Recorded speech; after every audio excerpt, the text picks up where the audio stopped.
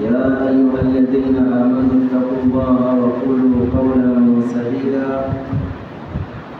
يصلح لكم أعمالكم ويغفر لكم ذنوبكم ومن يطع الله ورسوله فقد فاز فوزا عظيما. أما بعد إخوة الأحباب، فإن أصدق الحديث كلام الله، وخير الهدي هدي نبينا محمد صلى الله عليه وسلم، وشر الأمور محدثاتها، وكل محدثة بدعة، وكل بدعة ضلالة، وكل ضلالة مصيرها إلى النار.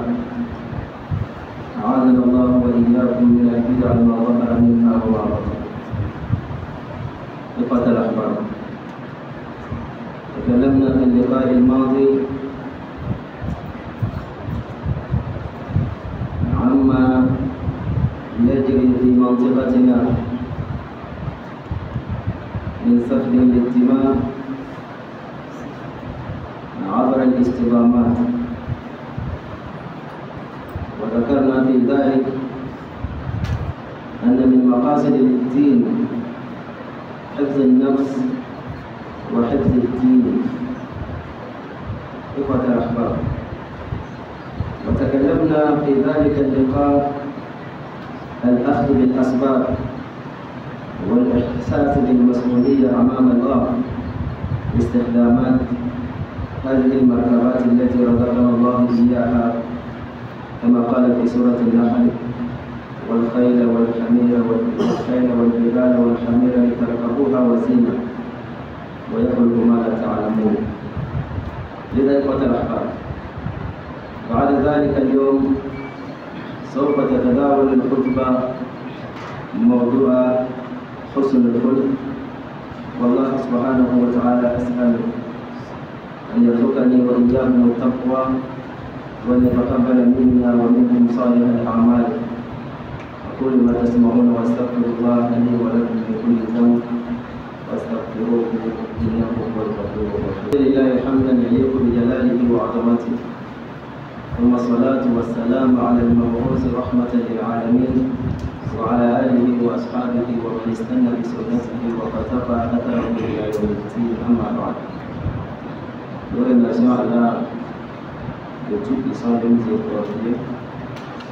Nous implorons saluer la paix sur notre vénéré prophète Muhammad sallallahu alayhi wa sallam, et saluer Allah subhanahu wa ta'ala sur lui et ses compagnons et tous ceux qui ont accepté à sacrifier leur vie pour la bonne marche de l'islam jusqu'au jour de la dernière. Chers fidèles, nous demandons à Allah le Tout-Puissant de nous apporter la paix et d'agréer nos actions.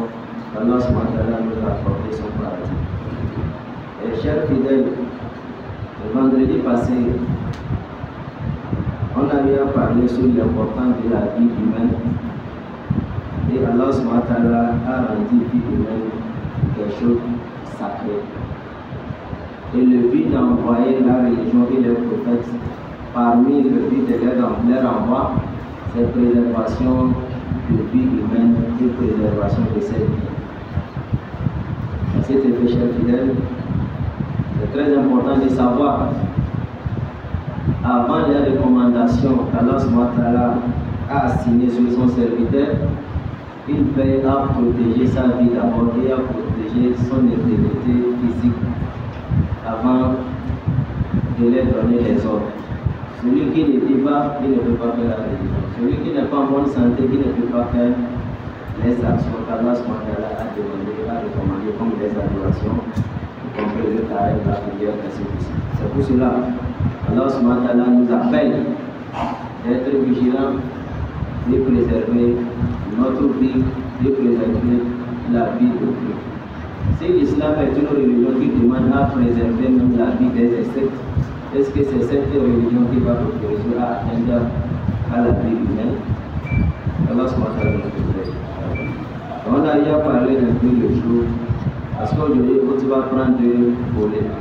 Je vais achever pour vendredi passer un peu, et j'ai dit de prendre les mesures de sécurité. Car Allah nous a donné les moyens de déplacement pour pouvoir nous faciliter notre déplacement, mais ce n'est pas aller nous faire donner la mort. Les moyens de déplacement sont là. Depuis, après le prophète Mohammed sallallahu alayhi wa sallam, nous sommes créés.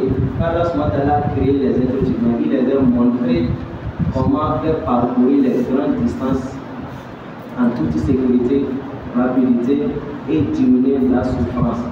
C'est pour cela, après avoir créé, il a créé l'âne, les chameaux, les bœufs, les moyens de déplacement à gauche à droite pour pouvoir nous faciliter. Et tout ça, ça fait partie du bien qu'Allah fait à accompagner des êtres humains. Il a les anges, mais il ne les a pas donné moyen de déplacement. Il a les animaux, il ne les a pas donné moyen de déplacement. Mais les êtres humains, Allah les a donné beaucoup de moyens pour alléger leurs fardeaux et leurs souffrances sur cette terre. On n'a pas utilisé ça dans les bonnes conditions qu'Allah le protège. Mon cher fidèle, tout le monde ici est appelé à avoir moyen de déplacement, sauf s'il n'a pas moyen. Car aujourd'hui, celui qui quitte ici, il veut marcher à la Mambo, à Kara, sans moyen de déplacement, c'est difficile à le faire. Tout le monde. Maintenant, Allah nous a apporté ça, on a eu ça, on a qu'à utiliser ça avec la sagesse et savoir le but. Ce n'est pas luxe, mais c'est pour nous amener là où nous voulons aller en parcourant une grande distance. Sans ça, nous allons faire toute une journée sans parcourir cette distance. C'est pour cela qu'il a mentionné ça dans son la même chose.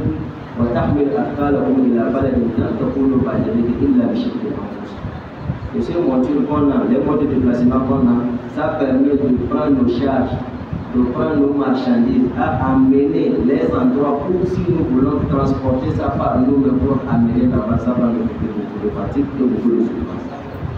C'est pour cela que Allah a donné l'humanité l'intelligence. Et après nous allons voir, il y aura des moyens de déplacement plus sophistiqués et plus rapides que ce que nous connaissons aujourd'hui. Voilà le côté. Donc, chers fidèles, dans la prise des moyens de sécurité, les précautions, j'ai parlé vendredi passé, si tu pilotes une moto, une voiture, quel qu'en soit, il faut veiller à savoir si ton moyen de déplacement est en bonne santé. Parce que des voyages dans le système, ça peut causer la mort de plusieurs personnes. Des fois, si ça s'arrête sur une seule personne, on peut diviser, mais des cas qui peuvent aller jusqu'à plusieurs personnes. Nous voyons si l'accident se passe au cours du voyage, tout ça comme les orphelins à gauche, les veuves à gauche, les maisonniers qui a perdu sa fille, certains aussi sont là, ils vivent, mais il ne peut rien faire, il s'est paralysé, voilà, il fait tout ça devant l'hôpital sur la route des hôpitaux. Allah nous préserve. C'est pour cela que il faut utiliser ça avec une grande responsabilité. Ce n'est pas il faut aller vite, mais il faut aller en bonne santé qui est demandée. Donc, si on est dans une voiture, à chaque fois on parle de ceinture de sécurité. Ça, ce qu'Allah a décrété que ça va arriver, mais il nous a donné l'intelligence pour pouvoir prendre les mesures que nous on peut prendre. En cas de force majeure, Allah il est très bien. Il est très bien. Il ne faut pas attendre force de sécurité, policiers, gendarmes, qui te porter la ceinture de sécurité. Ou bien il y a des gens qui portent s'ils les voient lorsqu'ils passent et ils détachent encore. Est-ce qu'il arrive Allah nous protège? Prends la responsabilité. Parce que l'islam c'est une religion. Lorsque toi-même tu ne prends pas mesure de sécurité, si quelque chose te fait mal est venu, Allah regarde, tu n'as pas pris mesure nécessaire, si tu es responsable de ce que tu as fait. Il faut porter. Si c'est la moto, porte le casque pour pouvoir protéger. C'est protection. Mais si Allah a décrété que tu vas mourir sur ça, tu vas mourir. Mais prends mesure à travers de ça, il regarde, tu as pris une mesure. Maintenant, ça reste une intervention d'Allah. Lui aussi vient pour t'alléger, pour te donner une prise en charge en cas d'accident. Mais tu te laisses comme ça, Allah aussi va te jeter comme ça. Allah le protège. Chers fidèles, c'est ce que je veux compléter pour le vendredi, sur le sujet de vendredi passé. Deuxième sujet, c'est le sujet Al-Din al-Muhammad. L'islam que nous voyons aujourd'hui, chers fidèles, ça là, c'est une grande leçon. Une seule séance ne peut pas finir de le faire, plusieurs, mais je vais retourner dans ma mosquée. L'attitude, l'islam c'est un ensemble d'enseignements moral, spirituel, physique. C'est ça l'islam. À travers de ça, c'est quoi?